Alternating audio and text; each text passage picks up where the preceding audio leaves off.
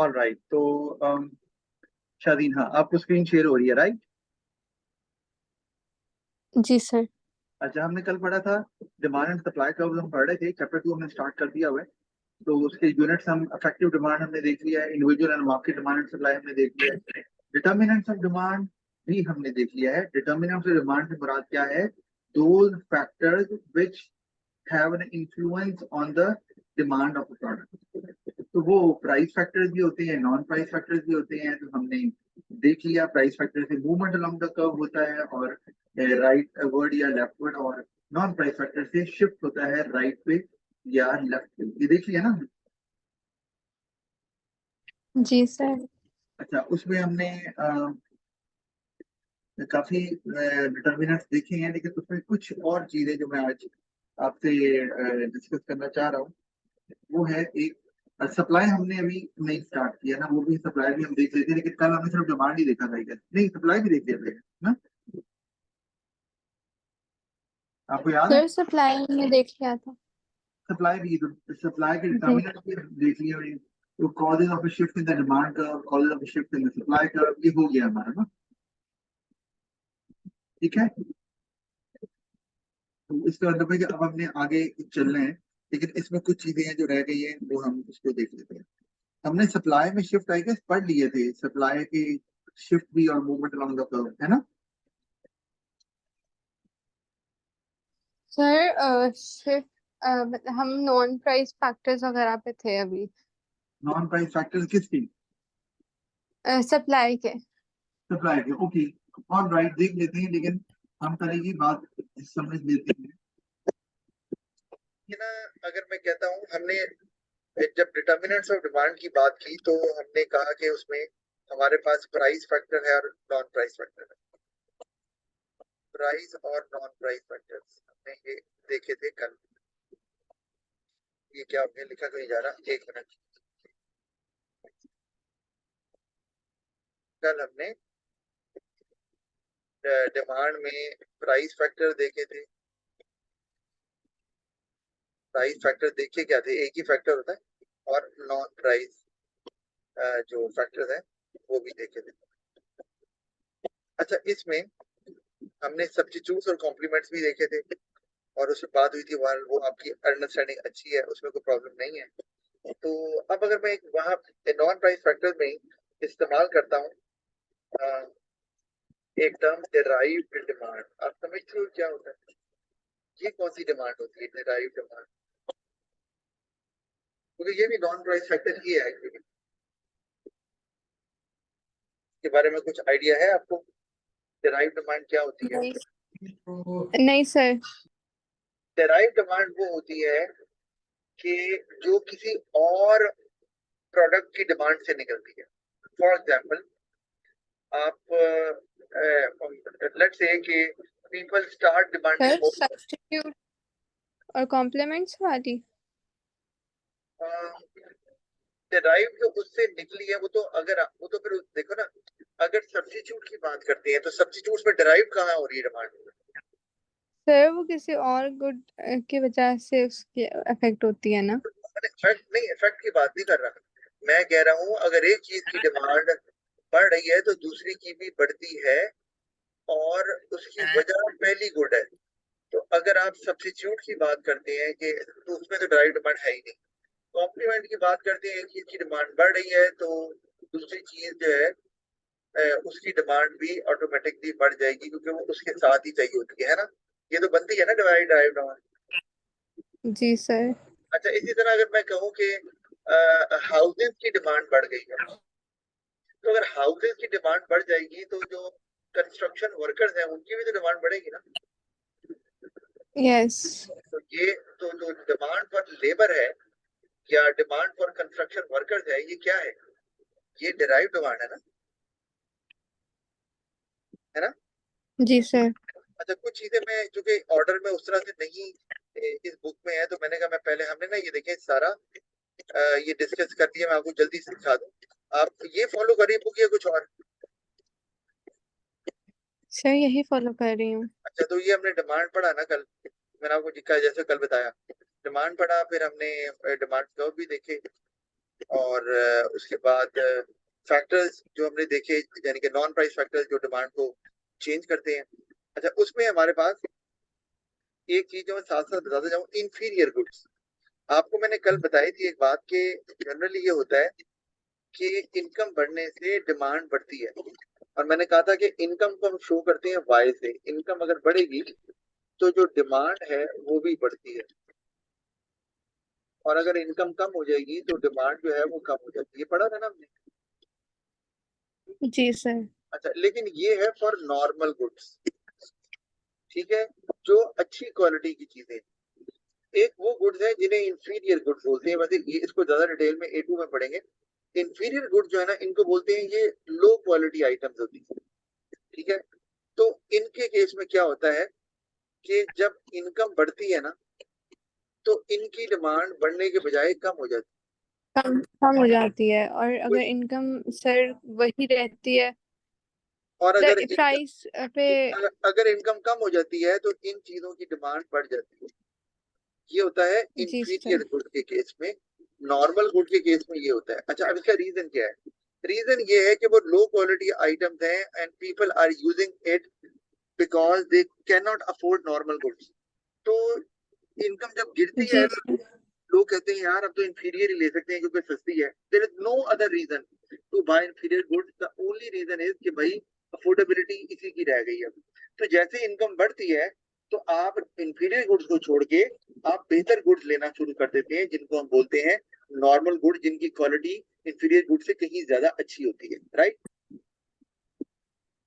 जी अच्छा, तो अब अगर मैं इसमें बात करूं कि जैसे एक एग्जांपल मैं आपको देता हूं कि एक कार और दूसरा है पब्लिक ट्रांसपोर्ट।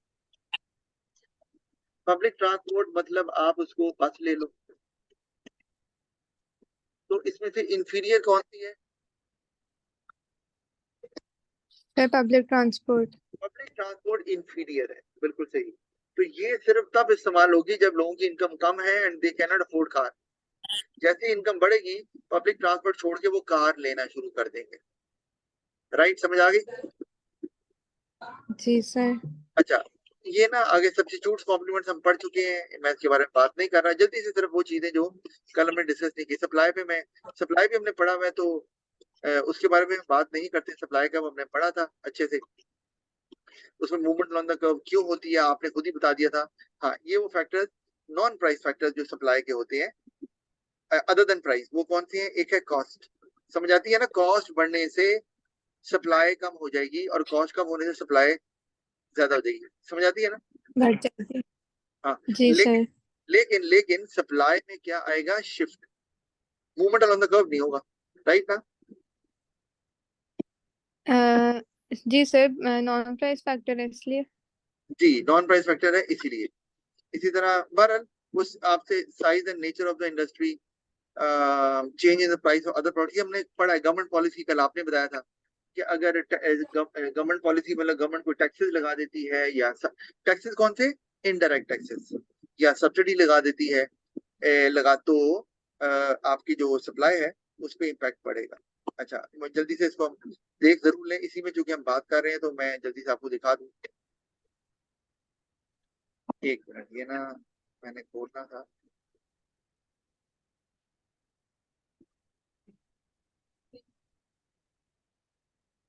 अच्छा, तो अगर तो ये आपकी सप्लाई है, ठीक है, और लेट्स से कि ये आपकी प्राइस है और ये क्वांटिटी है। तो जब गवर्नमेंट ने टैक्स लगाया, कौन सा? इनडायरेक्ट टैक्स लग गया, जैसे कि आपने बताया भी भाई। इनडायरेक्ट टैक्स क्या होता है? कौन सा टैक्स होता है ये? शादीन बता सर, दो। ये डायरेक्ट इनकम पे नहीं लगता। तो किस पे लगता है फिर? इनकम सर, पे नहीं। जो गुड्स वगैरह बाय किए होते हैं। जो गुड्स वगैरह। अच्छा, ये आईफोन से दूसरा कौन है बच्चा? जो सेल्स टैक्स। आप ही हो? सर मैं सर। हूँ अब्दुल्ला। अच्छा, मैं हूँ चुप बैठे हुए। अच्छा जी चलो सर। ठीक है। हाँ जी, तबीयतें ठीक, आपकी तबीयतें ठीक हो गई हैं? सर नहीं, अभी भी नहीं हुई। अभी भी नहीं हुई, चलो जी अल्लाह खैर करे। अच्छा, इनडायरेक्ट टैक्स होता है जो गुड्स एंड सर्विसेज पे लगता है। आप रेस्टोरेंट जाते हैं, जो जीएसटी पे करते हैं वो इनडायरेक्ट टैक्स है। आप कोई फोन का बिल पे करते हो उस पे टैक्स है। ये कार्ड स्क्रैच करते हो तो वो भी, उस पे भी जो टैक्स है इंडायरेक्ट टैक्स है। एयरलाइन में सफर करते हो जो टिकट पे टैक्स है वो इंडायरेक्ट टैक्स है। कोई चीज बाय करते हो, चिप्स का पैकेट, कोई सॉफ्ट ड्रिंक, वो भी इस पे जो टैक्स लग रहा है गाड़ियों पे, ये सब इंडायरेक्ट टैक्स। तो इनडायरेक्ट टैक्स जो है ना वो लगने से सप्लाई का लेफ्ट पे जाता है, ठीक है, और आपकी सप्लाई कम हो जाती है। ये एक नॉन प्राइस फैक्टर है। आप बता सकते हो कि इंडायरेक्ट टैक्स लगने से सप्लाई क्यों लेफ्ट पे जाती है, वजह क्या है? सर कॉस्टली हो जाता है कंज्यूमर्स के लिए गुड्स बाय करना। नहीं तो वो तो बात, अभी तो हम सप्लाई की बात कर रहे हैं, हमने तो डिमांड की बात ही नहीं की। हम कह रहे हैं टैक्स लगा, उससे सप्लाई कम हो गई, क्यों? उसकी वजह क्या है ये सुन लो जरा। सर प्रोड्यूसर डिस्करेज होगा मोर ज्यादा प्रोड्यूस करने से। ये बिल्कुल सही, producer will be discourage to produce more. उसका रीजन ये है कि all indirect taxes are paid by producers. मतलब कंज्यूमर से ले या ना ले, आप रेस्टोरेंट में सर्व कर रहे हो कस्टमर्स को, वो अगर टैक्स नहीं देते तो आपको फिर भी देना है गवर्नमेंट को। मतलब ये कि अगर फर्ज किया एक चीज है, वो फर्ज किया उसकी प्राइस है $20, ठीक है, आपकी जो कॉस्ट है ना उसको बनाने की है लेट से $15, तो ऑफ कोर्स आपको प्रॉफिट हो रहा है, ठीक है, $5 का। समझ आती है हमें? अब गवर्नमेंट ने टैक्स लगा दिया, ठीक है, टैक्स कितना लग गया, फर्ज किया $3, कीमत आपकी $20 ही है। तो आपका अब होगा क्या, आपके जो $5 प्रॉफिट होगा, इसमें से $3 जो है वो तो टैक्स की शक्ल में चला जाएगा। तो आपके हिस्से में तो सिर्फ $2 ही आने वाले हैं, तो आपका प्रॉफिट तो कम हो गया। और यही वो वजह है कि प्रोड्यूसर जो है वो डिस्करेज होता है, और इनडायरेक्ट टैक्स लगने से वो सप्लाई कम कर देता है। समझ आ रही है शादीन आपको? जी सर। अच्छा, अब एक सवाल ये भी है, ऐसे भी तो करते हैं, टैक्स लग गया तो आप कीमत बढ़ा दें। अगर $3 टैक्स लगा है तो आप ₹23 कर दें, तो तब भी तो आपका जो प्रॉफिट है वो आप अर्न कर सकते हैं ना उतना ही। क्योंकि अगर आप $23 प्रॉफिट कर देंगे और $15 आपकी लेट से कॉस्ट है, तो आपके पास अब कितना आ रहा है, आपके पास $8 आ रहे हैं। तो $8 में से आपने $3 टैक्स दे दिया गवर्नमेंट को, और उसमें से जो $5 है वो आपको मिल गया, आपका प्रॉफिट उतना ही चल रहा है। लेकिन प्रॉब्लम ये है, all businesses can't do that. Taxes लग रहे हैं तो आप कीमत बढ़ाएंगे तो प्रोड्यूसर हैज अ फियर कि customers might not buy because of higher prices, ठीक है। अगर वो बढ़ाएंगे तो डिमांड लाजमी कम होगी। ये मैं आपको अभी जब डिमांड एंड सप्लाई की इंटरेक्शन करते हैं ना, मार्केट इक्विलिब्रियम, तब मैं समझाऊंगा कि ऐसा क्या होगा टैक्स लगने से। और सप्लायर जब प्राइस, वो सप्लाई को कम क्यों करेगा, क्योंकि वो प्राइस बढ़ाएगा तो कस्टमर लेगा नहीं ना, कहेगा मैं नहीं लेता भाई, मैं किसी और से ले लेता हूँ। और अगर नहीं बढ़ाएगा तो उसका प्रॉफिट कम हो जाएगा, और यही वजह है कि सप्लाई लेफ्ट पे चली जाती है, यानी कि प्रोड्यूसर डिस्करेज हो जाता है और वो सप्लाई कम करता है। और सप्लाई कम करने से क्या होता है, बहरहाल ये आगे की बात है, जब हम एक मार्केट इक्विलिब्रियम पढ़ेंगे तो फिर वहां पे मैं आपको इसको और क्लियर करूंगा। अच्छा, इसी तरह से अगर सब्सिडी है तो ये आपके पास सप्लाई कम है और ये प्राइस है, तो जो टैक्स है। अच्छा, इंडायरेक्ट टैक्स किन दो, कोई सी दो वजूहत बताओ इंडायरेक्ट टैक्स क्यों लगाया जाता है, ये बता सकते हैं मुझे? इनडायरेक्ट टैक्स क्यों लगाया जाता है, कोई सी दो रीजन। सर सर सप्लाई पे। सप्लाई पे नहीं, मतलब हेलो। चीजों पे टैक्स, सप्लाई, हाँ चीजों पे टैक्स थोड़ी लगता है, मतलब सप्लाई पे टैक्स थोड़ी लगता है, चीजों पे लगता है ना। तो चीजों पे टैक्स, इनडायरेक्ट टैक्स क्यों लगाया जाता है, रीजन क्या है? नहीं पता, लगाया क्यों जाता है, उससे होता क्या है सर वो? वो सर इनकम इक्वालिटी के लिए। अच्छा, वो कैसे? वो सर क्योंकि ज्यादातर ये नॉर्मल गुड्स पे लगता है, तो वो वही लोग बाय करते हैं जो अफोर्ड करते हो तो। ओके, ऑल राइट, इसका मतलब है आप उन चीजों पे टैक्स की बात कर रही हो which are bought by rich people. तो उन पे टैक्स लगेगा, तो वो नॉर्मल टैक्स, गुड। तो रिच पीपल की इनकम का कुछ हिस्सा गवर्नमेंट के पास आएगा and government can use it to improve the living standard of the poor people, reducing inequality. ये कह रही हो ना?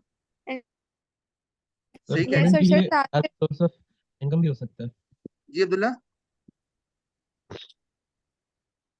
अब्दुल्ला अमीन क्या कह रहे हो?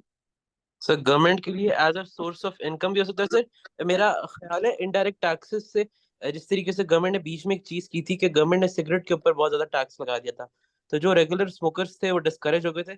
तो क्या हम इस वेरी एलिमेंट को एस्पेक्ट को इस्तेमाल कर सकते हैं कि गवर्नमेंट में use the indirect taxes to reduce और increase the consumption of any specific good और प्रोडक्ट? Demerit good.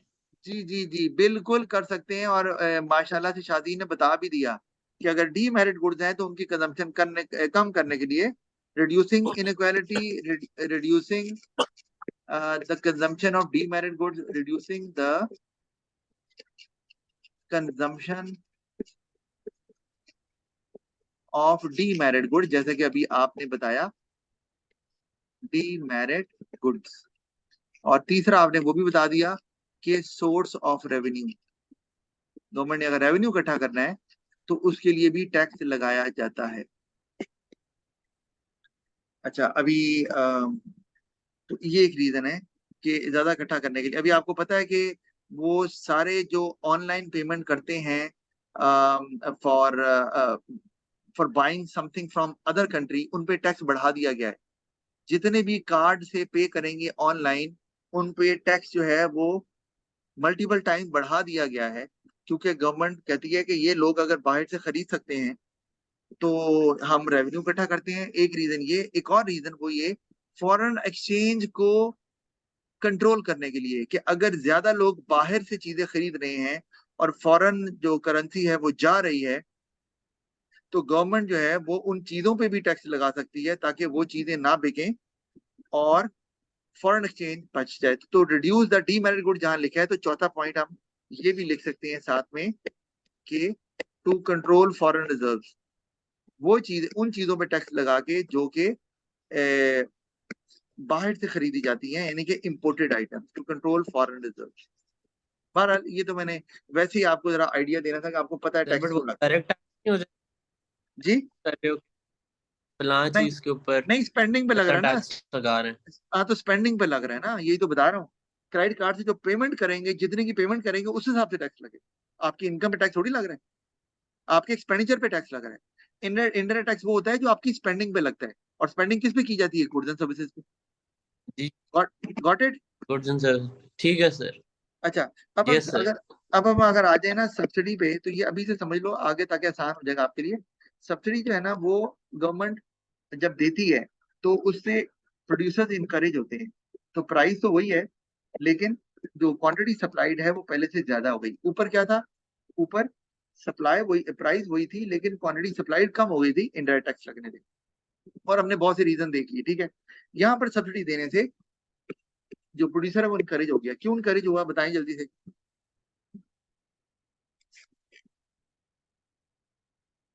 क्यों इनकरेज हुआ? सर क्वेश्चन रिपीट कर देते हैं, आपकी आवाज कट गई थी। सब्सिडी देने से प्रोड्यूसर इनकरेज क्यों होगा और वो सप्लाई को राइट पे शिफ्ट क्यों करेगा? Sir that is my. जो पहला एस्पेक्ट बताया था कॉस्ट वाला, एक तो कॉस्ट कम हो जाएगी प्रोडक्ट की, आपका प्रॉफिट मार्जिन इंक्रीज हो रहा होगा, जिस वजह से जो प्रोड्यूसर है वो प्रोडक्शन बढ़ा देगा। Very good, cost will be shared by the government. तो ऑफ कोर्स जब शेयर हो जाएगी तो आपके लिए कॉस्ट कम हो जाएगी, तो प्रॉफिट ज्यादा होगा। प्रॉफिट ज्यादा होगा तो सप्लाई राइट साइड पे चली जाएगी। बिल्कुल सही। अच्छा, एक एंड और भी सर हो जी, सकता है इसकी वजह से जो प्राइसेस हैं वो भी कम हो जाएं और कंज्यूमर्स के लिए ज्यादा अफोर्डेबल हो जाए, क्या तो कम हो वो जाए? भी। सर लेकिन फिर वो डिमांड की तरफ चला जाएगा। नहीं नहीं, सर प्राइसेस। हाँ अभी तो क्या हम डिमांड पे बात नहीं कर रहे हैं, अभी डिमांड सप्लाई दोनों की बात करेंगे। तो फिर आपका पॉइंट बिल्कुल वैलिड है। सब्सिडी देने का मकसद ये भी लेकिन सर होता है। प्राइसेस कम करने से, अगर तो आपको सब्सिडी मिले और आपने प्राइस कम कर दिए, तो फिर तो ये मूवमेंट अलोंग तो करवाओगी, शिफ्ट तो नहीं होगा ना फिर? सब्सिडी देने से, देखो ना सब्सिडी ना ना देने ना से, ना सर, मैं कह रहा हूँ कि अगर फर्ज करें हम एक प्रोडक्ट बना रहे हैं जिसकी कॉस्ट हमें 100 इनकार हो रही थी, गवर्नमेंट ने हमें 20 रुपए की सब्सिडी दे दिया है। हम अपने प्रॉफिट मार्जिन को स्टेबल रखते हुए, उतना ही रखते हुए, हम कहते हैं कि क्योंकि हमें 20 रुपए की सब्सिडी मिल गई तो हम 20 रुपए प्राइस कम कर देते हैं। तो क्योंकि इसमें हम प्राइस इन्वॉल्व हो रही है, तो क्या ये मूवमेंट अलोंग द कर्व नहीं हो जाएगा? जी, ये डिमांड कर्व में मूवमेंट अलोंग द कर्व होगी, सप्लाई में शिफ्ट ही होगा, राइट? सर, और जरूरी यस तो सर। नहीं है ना कि वो 20 रुपए की ही आगे प्राइस कम करे, वो 10 की कर सकता है। ये बिल्कुल, ये भी बात सही है। ये एक सब्सिडी का नुकसान भी है कि सब्सिडी का नुकसान ये है कि गवर्नमेंट ने 20 डॉलर की सब्सिडी दी है, लेकिन जो प्रोड्यूसर है उसने सिर्फ जो है वो $5 कम किए हैं। तो इसका मतलब है उसने फुल अमाउंट से सब्सिडी को कम, वो प्राइस को कम नहीं किया, और वो पूरा बेनिफिट कंज्यूमर्स में ट्रांसफर नहीं किया। तो कंज्यूमर्स वोंट गेट, जो $15 का बोझ कंज्यूमर पे डाला हुआ है, जबकि ये नहीं डलना चाहिए। तो ये बिल्कुल ऐसा हो सकता है। अच्छा, एनीवे, ये आपको सिर्फ, जी बोले। सर, ये भी हो सकता है कि इसकी वजह से लोग बिजनेसेस प्रमोट होंगे और लोग ज्यादा अपना बिजनेस स्टार्ट करेंगे, जिसकी वजह से जो कंट्री की एम्प्लॉयमेंट रेट है वो भी इंक्रीज होगा जी बिल्कुल होगा, एंड ये मैक्रो। इवेंचुअली हाँ, स्टैंडर्ड्स। ये बिल्कुल सही है, ये मैक्रो में आ जाते हैं, बिल्कुल बात सही करी। अच्छा, मैं ना ये आपको ना बुक आपको पढ़नी है, और जहाँ पे आपको लगे कि हमने नहीं डिस्कस किया या आपको समझ ना आए, तो आप मुझसे पूछ सकते हैं, क्योंकि मैं तो बुक पढ़ने से रहा। बुक लेंथी है, जो अननेसेसरी चीजें हैं, एग्जांपल्स हैं, वो आप छोड़ सकते हैं, इसमें कोई प्रॉब्लम नहीं है। तो बाकी मेरा काम है कॉन्सेप्ट समझाना और चीजें ओपन अप करना आपके लिए। आगे जो है वो आपका काम है। अच्छा, मैं ये अभी इलास्टिसिटी की तरफ नहीं जा रहा, सप्लाई पे भी मैंने बात करनी है, फिर मैं इलास्टिसिटी की तरफ जाऊंगा, क्योंकि ए लेवल्स के अंदर आपको पता ही है कि इलास्टिसिटी जो है वो 3 तरह की है: इनकम इलास्टिसिटी, क्रॉस इलास्टिसिटी और प्राइस इलास्टिसिटी। जबकि ओ लेवल में हम सिर्फ प्राइस इलास्टिसिटी ही पढ़ते हैं। पता ना आपको? जी पढ़ा तो है सर। ना? हाँ, पढ़ा है। तो बहरहाल, तो उसमें हम अभी जाएंगे बाद में।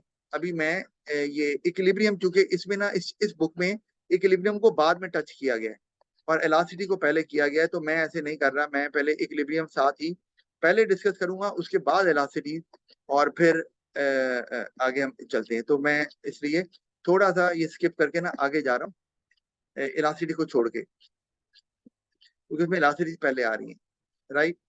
कुछ चीजें आपको बतानी थी। ये सप्लाई की इलास्टिसिटी आ गई, इसको भी मैं स्किप कर रहा हूँ।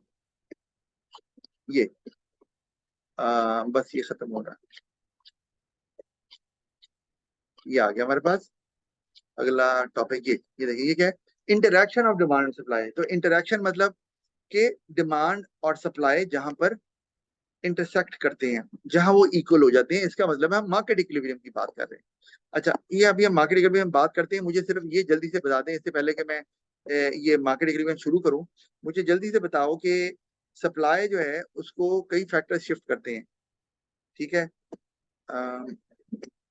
सप्लाई को कई फैक्टर शिफ्ट करते हैं, नॉन प्राइस फैक्टर्स की बात कर रहा हूँ। आप मुझे कुछ नॉन प्राइस फैक्टर बता सकते हैं जो सप्लाई को शिफ्ट करते हैं? अब प्राइस तो है ना, वो तो मूवमेंट अलॉन्ग द कर्व करेगी। अभी मैं शिफ्ट कर रहा था, इसमें मैंने इनडायरेक्ट टैक्सेस का जिक्र कर दिया, सब्सिडी का जिक्र कर दिया। कोई और फैक्टर जो आपके जेहन में आ रहे हैं जिससे supply? Sir, changes in technology. Very good, आपने कहा टेक्नोलॉजी, बिल्कुल सही आपने बात की। क्योंकि टेक्नोलॉजी से क्या होता है, बता दो। सर, सप्लाई इंक्रीज हो जाती है। क्यों होगी, रीजन? सर, एफिशिएंसी इंक्रीज हो जाती है। इसका मतलब है टेक्नोलॉजी से आपकी एफिशिएंसी इंक्रीज होती है, तो आपको सस्ता पड़ता है प्रोड्यूस करना, आपको वर्कर्स को सैलरी नहीं देनी पड़ती, तो कॉस्ट भी कम हो जाती है। या टेक्नोलॉजी आपको कम टाइम में ज्यादा चीजें प्रोड्यूस करके दे सकती है। इस वजह से सप्लाई जो है ना वो बढ़ जाती है, और सप्लाई में राइट वर्ड शिफ्ट आता है, यही है ना? जी सर। सर ठीक हो गया। Sir, trend. रेंट जो है ना वो कॉस्ट में आ रहा है, तो बिल्कुल आप सही कह रहे सर हैं। तो जी, फिर हम, फैक्शन ट्रेंड ट्रेंड। अच्छा, ये पहले नहीं, ट्रेंड जो है ना उसका ताल्लुक डिमांड के साथ है, सप्लाई के साथ नहीं है। सर कोई बात चीज सुनो, ट्रेंड, और आप बात तो प्रोडक्शन सुनो, ही बढ़ा दें। तो मेरी बात तो सुन लो अब्दुल्ला साहब। जब ट्रेंड होता है तो ट्रेंड, किस ट्रेंड का मतलब क्या है कि डिमांड ज्यादा हो रही है, लोग ज्यादा डिमांड कर रहे हैं, ऐसा नहीं होता? बताओ अब्दुल्ला साहब, बगैर डिमांड के ट्रेंड होता है कभी? ट्रेंड किसे सर बोलते हैं? लेकिन लोग ज्यादा खरीद रहे हैं, उसको ट्रेंड बोलते हैं। और जिस चीज का ट्रेंड होता है उस चीज की कीमतें फिर बढ़ना शुरू हो जाती है, ट्रेंड में जो आ गई। और जब बढ़ना शुरू होती है तो प्रोड्यूसर को इंसेंटिव मिलता है प्राइस ज्यादा होने की वजह से, और वो सप्लाई बढ़ाता है। इससे मूवमेंट अलोंग द कर्व होगी, सप्लाई में शिफ्ट नहीं होगा।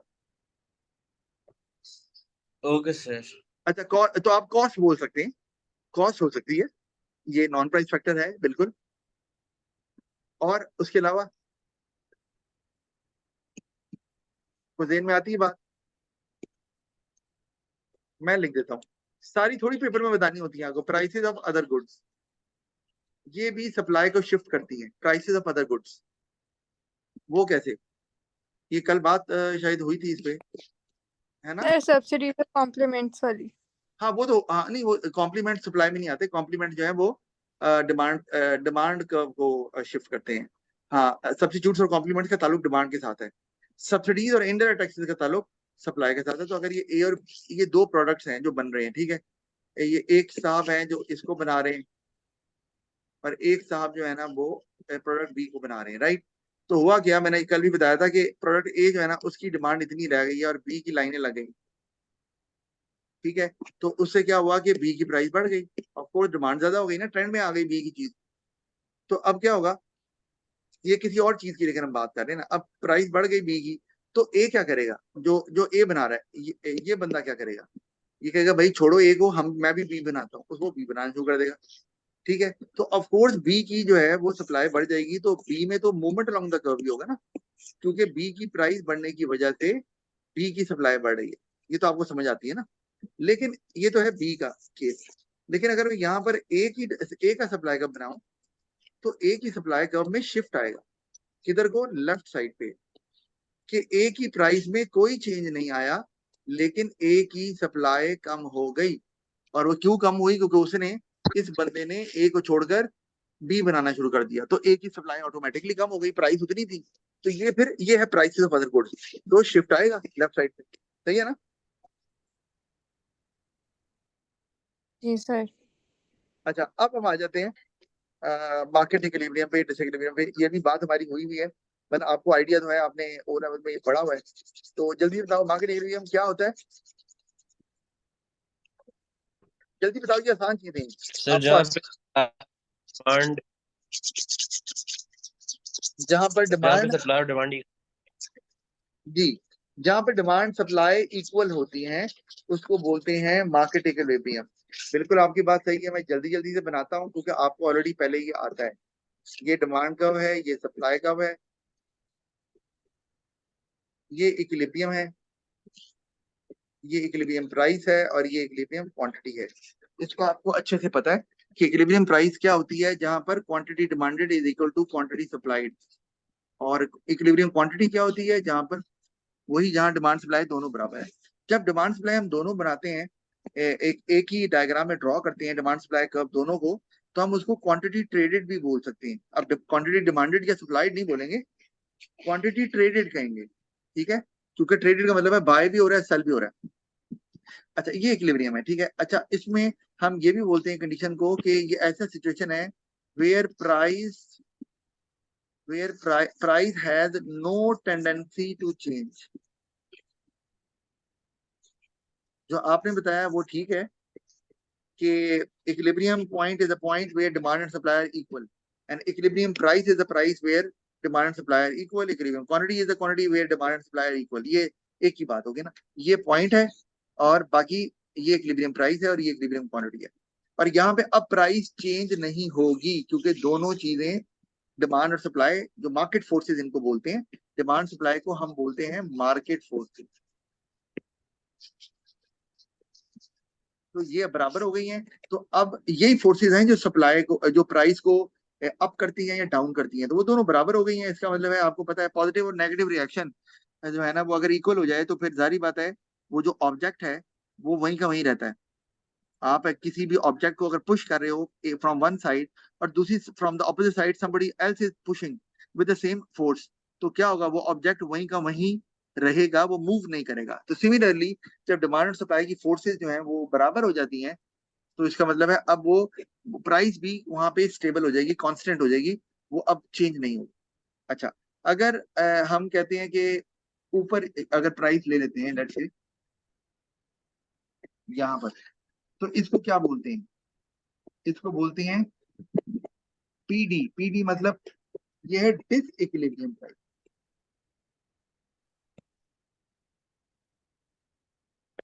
डिसइक्विलिब्रियम प्राइस, सही है। अच्छा, और अगर हम नीचे प्राइस चार्ज कर लें यहाँ, तो इसको क्या बोलते हैं, तो बताएगा सर इसको क्या कहाँ पे बोलते हैं? चार्ज करते हैं? ये देखो ना, मैं अभी बना रहा हूँ, ये P1 है। P1 को डिसइक्विलिब्रियम प्राइस बोल रहे हैं। तो यहाँ मैं अगर P नॉट ले लूं, ये कौन सी प्राइस है बताओ? पता नहीं सर। नहीं पता? शादीन बताओ। P1 तो डिसइक्विलिब्रियम प्राइस है, तो P2 P नॉट क्या है? P0। भाई उसको भी डिसइक्विलिब्रियम प्राइस ही बोलते हैं। इस इक्विलिब्रियम का मतलब होता है where demand and supply are not equal. Quantity demanded is not equal to quantity supplied, simple is that. तो वो चाहे इक्विलिब्रियम के ऊपर हो या नीचे हो, फर्क नहीं पड़ता। अच्छा, अगर हम ऊपर की बात करते हैं P1 की, तो P1 पे डिमांड कितनी है, यहाँ सप्लाई कितनी है, इतनी। इसका मतलब है ये ए और बी, ये गैप आ गया। ये गैप क्या शो कर रहा है, वो बताएगा? व्हाट डज दिस गैप कौन शो सा गैप? ए और बी के दरमियान?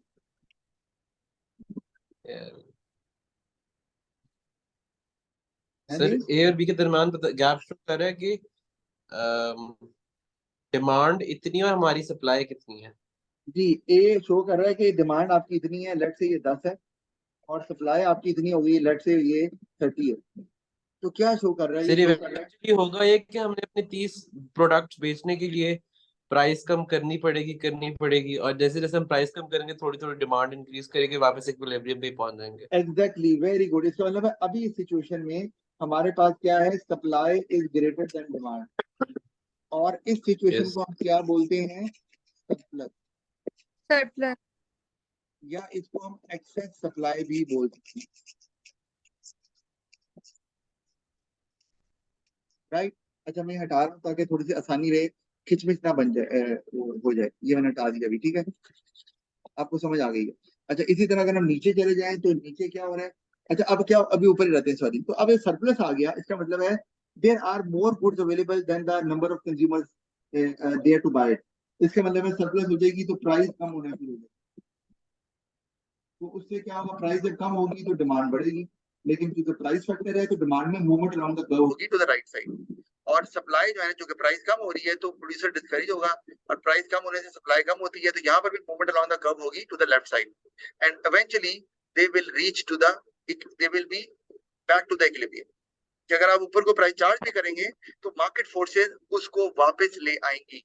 अब यहाँ पर डिमांड सप्लाई बराबर नहीं है, इसका मतलब है अब प्राइस की टेंडेंसी होगी चेंज होने की, ठीक है। मैं यहाँ लिख सकता हूँ, इस केस में सरप्लस में यहाँ से ले जाता, price has a tendency to fall, क्योंकि अब प्रोड्यूसर्स को अपनी वो चीजें जो पड़ी हुई हैं उनको बेचने के लिए कीमत कम करनी पड़ेगी, ठीक है। तो वो तो बेचेंगे, लेकिन क्या मजीद और बनाएंगे? नहीं, कहेंगे यार प्रॉफिट कम हो रहा है, जो बन गई है वो तो बेचनी है, तो प्राइस तो कम, वो तो बेचेंगे, लेकिन और मजीद नहीं बनाएंगे, बल्कि कम करना शुरू कर देंगे प्रोडक्शन को, क्योंकि प्रॉफिट कम हो रहा है उनका, और कंज्यूमर ज्यादा डिमांड करना शुरू कर देंगे, और इवेंचुअली आप पहुंच जाएंगे इक्विलिब्रियम पॉइंट पर। इसी तरह से अगर हम नीचे आ जाएं तो पी नॉट पे, तो वहां पर अगर ये प्राइस चार्ज हो जाए तो यहाँ पर क्या है, आपकी जो सप्लाई है वो 10 है और आपकी जो डिमांड है वो 30 हो गई। उल्टा काम हो गया। ये जो गैप हमें नजर आ रहा है सी और डी का, ये क्या शो कर रहा है कि demand is greater than supply, और इसको क्या बोलते हैं हम?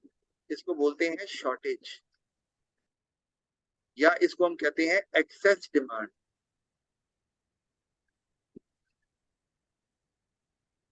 तो अब यहाँ क्या होगा बताओ मुझे, यहाँ पर क्या आएगा? अब मैं यहाँ पे थोड़ा नीचे कर रहा हूँ कि अब ये जो हो रहा है demand is greater than supply, यहाँ हम लिखूंगा कि price has a tendency to rise, क्योंकि अब लेने वाले ज्यादा हैं और बेचने वाले कम हैं, तो प्राइस बढ़ना शुरू हो जाएगी। ये बिल्कुल वैसे ही है कि मार्केट में आप एक दुकान है आपकी और आपके पास दो चीजें हैं बिकने के लिए और बाहर 50 लोग खड़े हुए हैं। तो आप कहें यार कीमत बढ़ा दो, मैंने तो दो की बेचनी है, दो तो ले ही लेंगे। तो ऑफ कोर्स उसमें ये होगा कि सप्लाई तो आप आगे सप्लाई बढ़ाओगे, क्योंकि आप कहोगे यार प्राइस बढ़ रही है तो मुझे प्रॉफिट ज्यादा हो रहा है। अब आप सप्लाई ज्यादा करने की कोशिश करोगे और कंज्यूमर क्या करेंगे, वो आगे से अपनी डिमांड को, वही जो 50 कंज्यूमर थे वो 25 रह जाएंगे, 25 से 10 रह जाएंगे। ठीक है, तो डिमांड कम होना शुरू हो जाएगी क्योंकि प्राइस बढ़ रही है और इवेंचुअली वापस वहीं आ जाएंगे। तो मार्केट फोर्सेस यहाँ पर भी आपको वापस लेकर आ रही हैं, प्राइस को वापस लेकर आ रही हैं बैक टू द इक्विलिब्रियम। तो ये मैंने आपको समझाना था कि कहाँ प्राइस की टेंडेंसी चेंज होने की है, फॉल होने की है, कहाँ राइज होने की है और कहाँ पर वो चेंज नहीं होती जिसको हम इक्विलिब्रियम बोलते हैं। यहाँ तक तो समझ आ गई, मेरा ख्याल है इसमें कोई प्रॉब्लम नहीं है, राइट। Yes sir. अच्छा, अब आगे चलते हैं। अब मैं आपसे कुछ सवाल पूछ रहा हूँ। आपको पेपर में सवाल आता है, लेट्स से कि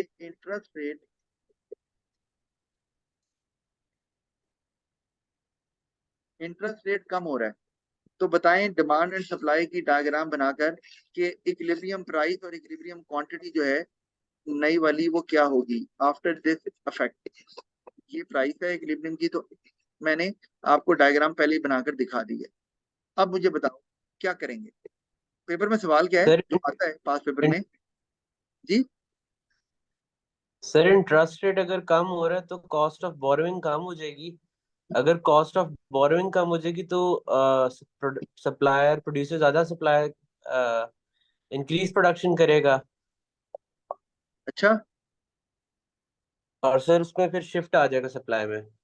यहाँ पे ना इंटरेस्ट रेट जो है ना वो डिमांड को शिफ्ट करेगा, क्योंकि आपको ये भी देखना है कि इंटरेस्ट रेट जहाँ कॉस्ट ऑफ बोरिंग कम हो रही है तो लोग कंजम्पशन के लिए भी तो ले रहे हैं चीजें, कि नहीं ले रहे।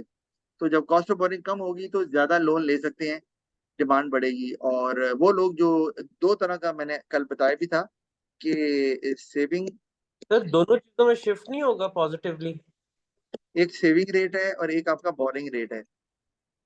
जो सेविंग रेट है वो है, उसे कहते हैं डिपॉजिट रेट।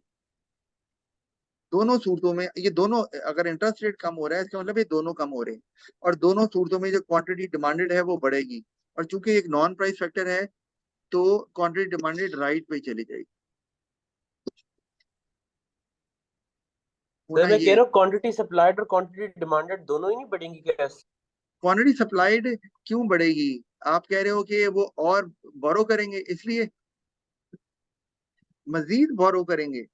ऑलरेडी जो बोरो किया हुआ है जी उसकी सर बात नहीं कॉस्ट कर रहे। नहीं नहीं आप अगर, सर मैं आपसे ये पूछ रहा हूँ कि सपोज अगर मैं आज कहता हूँ कि मैंने गोल्ड का काम शुरू करना है, ज्वेलरी का काम शुरू करना है, और गवर्नमेंट कहती है कि भाई तुम मुझसे 1% इंटरेस्ट के ऊपर 10 करोड़ रुपए ले लो, तो मैं तो चूज करूंगा कि यार मैं कर लेता हूँ, और क्योंकि मैं एक मार्केट में नया एंट्रेंट हो जाऊंगा। खैर गोल्ड की एक बड़ी ऑड एग्जांपल दे दी है, लेकिन अगर किसी प्रोडक्शन की गुड की एग्जांपल कपड़ों की, तो क्योंकि कॉस्ट ऑफ बोरोइंग कम है, क्या ये फैक्टर नहीं होगा कि मैं इनकरेज हूँ कि मैं भी स्टार्ट करूँ और सप्लाई जो आपकी टोटल वो मजीद बढ़ती जाए? बात आपकी सही है, लॉजिक भी ठीक है कि इंटरेस्ट रेट है और वो